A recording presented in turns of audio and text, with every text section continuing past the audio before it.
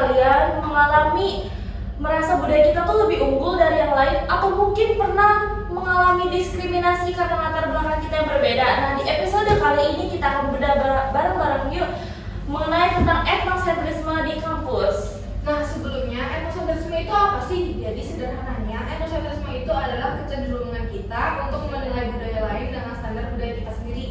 Jadi, kita tuh seringkali menganggap budaya lain, menganggap budaya kita tuh yang paling benar dan paling baik. Nah, untuk membahas topik ini lebih dalam, sebelumnya kenalin dulu.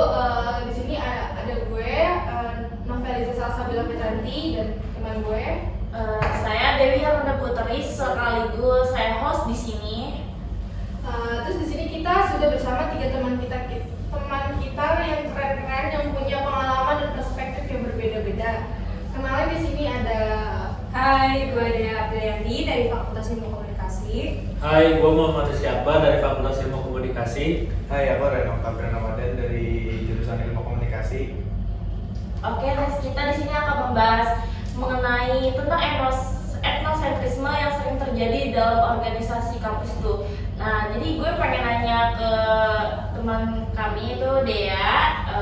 Gue mau nanya dong, bisa nggak sih lo menceritakan pengalaman yang paling berkesan terkait etnosentrisme di organisasi itu bagaimana ya?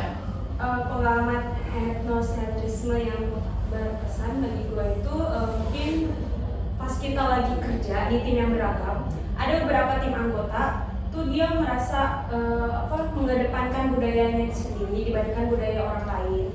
Jadi lebih meremehkan juga budaya orang lain dan cenderung tidak menghargai dari pendapat si budaya orang lain juga. Apa sih yang membuat lo tuh gak merasa nyaman di posisi itu? Mungkin ada di satu momen pas kita lagi diskusi nih, ada satu orang dia tuh ngomong pakai nada merendahkan partnernya yang beda dari budayanya. Dia tuh nganggap kalau si orang ini nih sebagai aneh gitu. Jadi gue juga nggak merasa nggak nyaman karena kita bukan yang ngehargain, malah jadi ikut ngeremehin, terus cenderung jadi nonjolin budaya sendiri. Itu aja sih. Contohnya tuh seperti apa ya? Contohnya nih, kalau dari kasus gue sendiri itu, salah teman gue, dia kan orang Jawa dan logatnya tuh Medok. Nah, mungkin teman gue itu yang dari Jakarta itu kaget lihat logat teman gue ini, jadi kayak nggak kebiasa gitu. Jadi yaudah, jadi nganggapnya tuh si orang Jawa ini aneh ngomongnya. Oke, jadi menurut lo tuh apa sih yang bisa menyebabkan hal seperti itu tuh sering terjadi di organisasi kampus? Mungkin bisa terjadi tuh karena si orang itu tuh merasa budayanya tuh lebih keren, lebih baik dibandingkan budaya orang lain. Jadi merasa ya lebih tinggi lah, lebih keren gitu. Jadi nggak menghargai juga, jadi mandang sebelah mata budaya orang lain. Oke.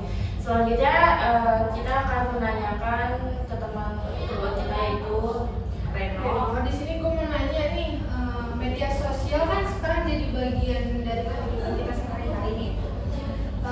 Gimana menurut lu tuh media sosial tuh berkontribusi dalam membentuk persepsi kita tentang budaya lain? Menurut aku ya, media sosial itu berperan besar dalam membentuk menilai, melihat kita budaya orang lain ya.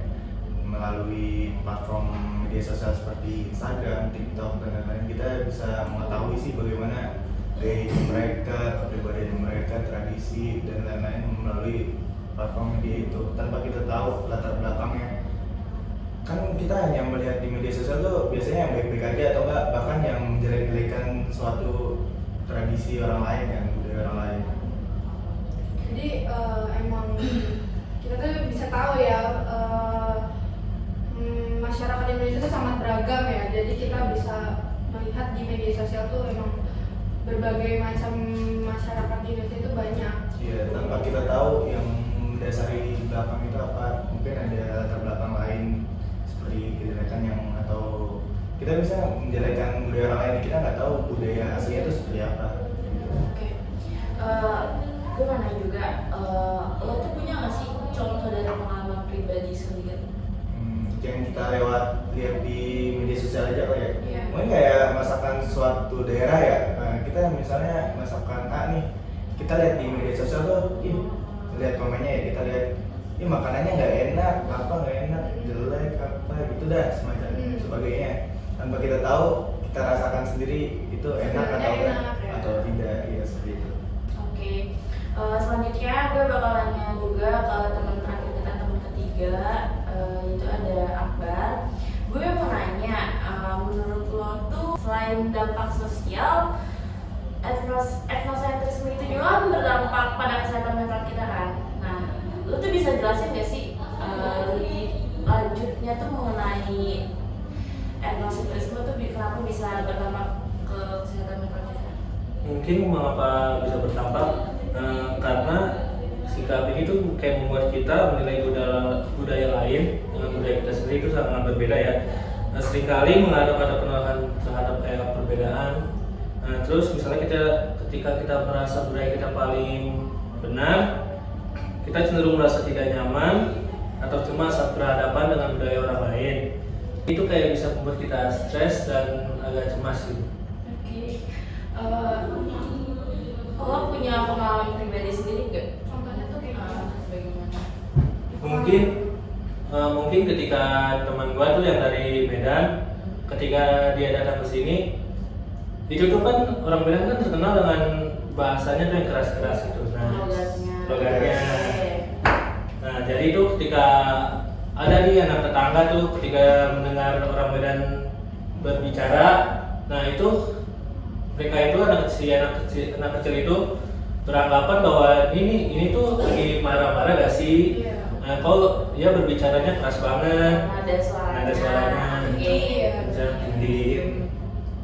Mungkin dari gue sih kalau dari pengalaman pribadi ya. Terus lo kayak, lo mungkin kaget kali ya Kaget. dengar mereka berbicara tuh kayak kok tinggi banget. Lo kiranya mungkin kayak ini orang beneran marah atau enggak kalau gitu kan. Aslinya memang seperti itu dianya karena memang pakai nada tinggi itu. Oke, jadi untuk dari pembahasan kita hari ini kita bisa menyimpulkan bahwa etnosentrisme itu masih jadi masalah loh yang perlu kita hadapi bersama. Tapi kita juga banyak solusi untuk mengatasi masalah ini. Jadi kita mulai dari diri kita sendiri, mari jadi ingin perubahan dengan cara yang seperti tadi, menghargai, saling menghormati, nah seperti itu. Jadi kampus itu adalah rumah kita bersama. Jadi mari kita buat kampus menjadi tempat yang nyaman dan inklusif untuk semua. Terima kasih banyak kepada teman-teman kita yang sudah berbagi cerita dan pengalamannya. Semoga podcast ini bisa menginspirasikan kita semua untuk menjadi pribadi yang lebih Baik. terbuka dan menghargai perbedaan. Sampai jumpa di episode sebelumnya.